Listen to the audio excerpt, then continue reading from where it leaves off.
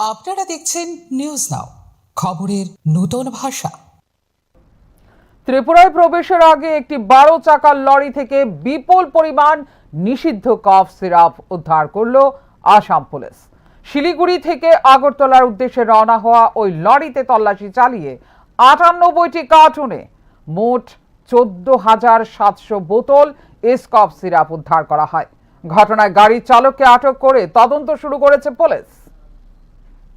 আসামে ফের বড়সড় মাদক বিরোধী অভিযানে সাফল্য পেল পুলিশ।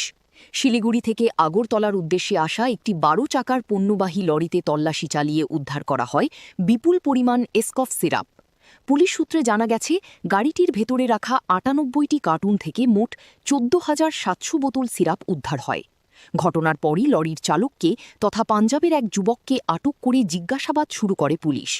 চালক প্রাথমিকভাবে দাবি করেন 1,80,000 টাকা ভাড়ার বিনিময়ে তিনি আলু পরিবহনের কাজ নিয়ে ত্রিপুরার উদ্দেশ্যে রওনা হয়েছিলেন।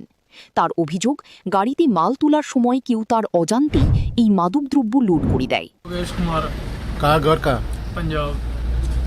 इधर क्या सामान लेके आया? आलू लेके आ रहा था। कहाँ से लेके आया? मैं सिलीगुड़ी साइड से कहाँ जाएगा? अगरतला। और उसका अंदर क्या कुछ चीज़ है क्या? जो भी माल निकला है उस चीज़ का मेरे को तो पता नहीं है क्या है क्या ये? है, लोडिंग के टाइम क्या डला क्या नहीं। मैं तो आलू लोड करके आ रहा था, तो चेकिंग के दौरान ये माल मिला। कितना बड़ा लेके आया?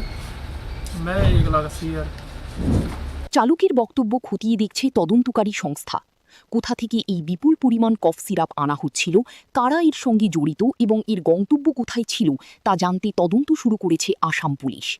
এই মাদক পাচারে ত্রিপুরার বড় মাপের মাদক পাচারকারীরা জড়িত রয়েছেন বলে ধারণা করা হচ্ছে। Bureau report, news now.